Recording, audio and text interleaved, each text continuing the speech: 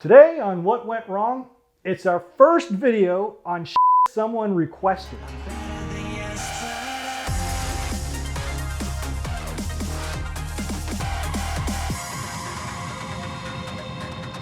Hi, I'm Brett Mauser and I've made over 40 feature films. And a lot of times I've made decisions on set that I regret in post.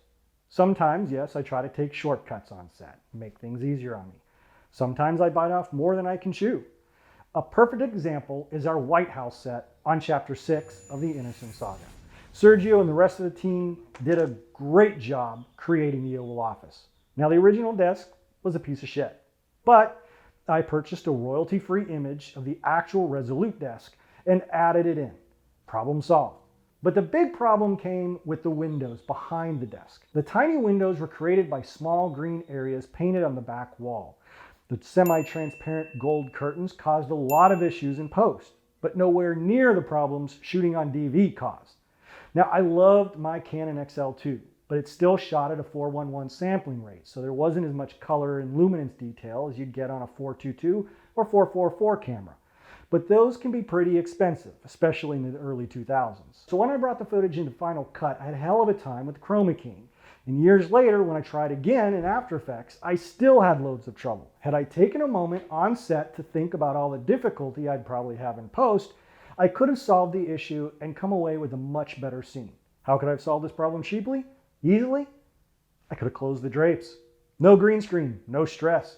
Instead, I get this crappy, muddy Chroma Key job. Now, I could use a garbage mat and carefully trim out the green areas and get a better key, but I'm lazy. And even if it were perfectly green screen shot, it still isn't going to win my thousands and thousands of new audience members just because the green screen was perfect. So I did a win-loss assessment and just did what I could and moved on. Yeah, it looks like crap. And I could have spent an hour on each of the 64 green screen shots. But would my audience get any bigger? No. Was it going to stop people from critiquing and slamming the entire movie? No. So when you're on set, think about the work you're going to have to put into post. Take into account the cost through budget or through time and decide if it's worth the potential benefit. You'll find these choices pop up frequently. I'll give you an example of screen replacement. You know, where the character's watching a TV or is typing away on a computer or checking something out on his phone.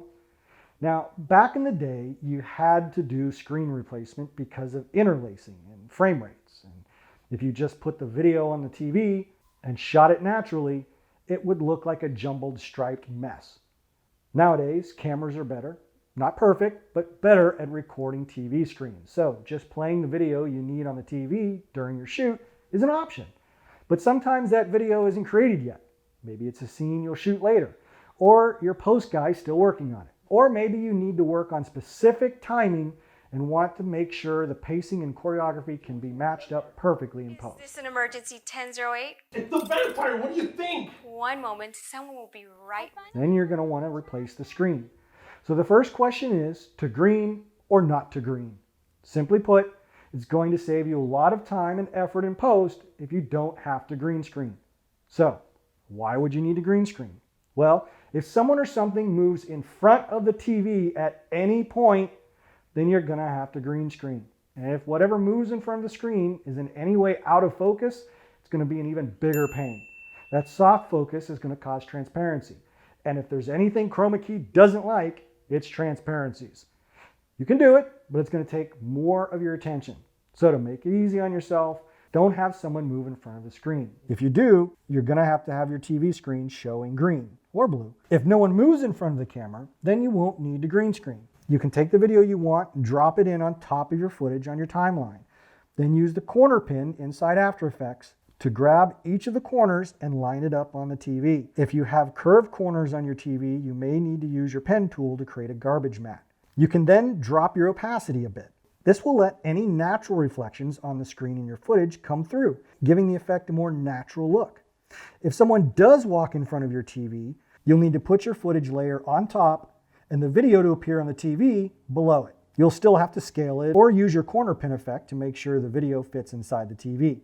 But after that, you'll have to apply key light, then use your eyedropper to select the green on the TV in your footage.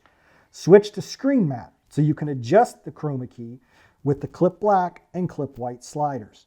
Keep in mind, everything white stays, everything black goes. Anything gray will be transparent. Once you're happy, switch from screen matte to intermediate mode. Don't use final result. You'll see there's still a little green when you use intermediate mode, but don't worry, we want that. Now apply a key cleaner. No need to adjust any settings, and then the advanced spill suppressor. You've green screened it. As long as the camera isn't moving, that's all you have to do.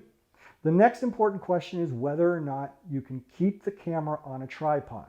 If the camera is moving, whether you're green screening or not, you're adding to your grief because now you have to do motion track. You can try to do it by hand, but you're not going to be perfect. Even something with very small movement can easily be spotted by your audience. So you're going to have to motion track that. Here's how you do it. Start by creating a new solid. Doesn't matter the color.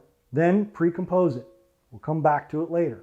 Now select your footage layer and choose Track in Boris Mocha from the animation menu. Now make sure your footage layer is the same resolution as your composition. If your footage is different from your composition, it's going to cause major problems with alignment later down the road. Now, from the Effect Control window, click on Mocha. It'll open up. Use the X-Spline tool to create a mat around the TV. Mocha is a planar tracker, so it isn't worried about pixels. It's looking for surfaces. Don't worry about what that means. Just know that you're not tracking pixels, you're tracking planes. Then use the screen tool and adjust the four corners to fit inside your TV in the footage. Then choose Track Forward. If anyone moves in front of the TV, it's going to throw off your track and your So keep it simple. Try not to fully block the TV, okay? When the track is done, save and close Mocha. Back in After Effects, choose Create Tracking Data. Make sure the gear next to the tracked layer is selected. Then choose your corner pin with motion blur. Choose the pre-composed solid and click Apply. Now, if everything went right, that solid should now be floating perfectly inside the screen. If you're green screening, the pre-comp will be under the footage layer. If it's not green screen, on top is fine. Now, double click the pre-comp. That'll send you inside the solid comp, where you can now drop your video. Right click, choose Transform, and fit the comp, then jump back to the final comp, and everything should be nice and smooth. Now, keep in mind, if the camera's on a tripod, you won't need to motion track. Then, after you composite the video into the footage, you can add a subtle camera shake in After Effects, giving it the handheld look. Now, do all of your effects work in After Effects if you can. Premiere can do a lot of this, but not as well as After Effects. So when you bring your footage onto the timeline, select the footage and the video to appear on the TV, right-click and choose Replace with After Effects Composition. There you go. You've replaced the TV. So are you going to do it the easy way or are you going to do it the hard way? It's a decision you have to make in post. But when you do make that decision, keep in mind the version of you that's in the future sitting at the computer in post-production, bitching and moaning about the version of you in the past that's on the set and made the decision to f*** your future self over.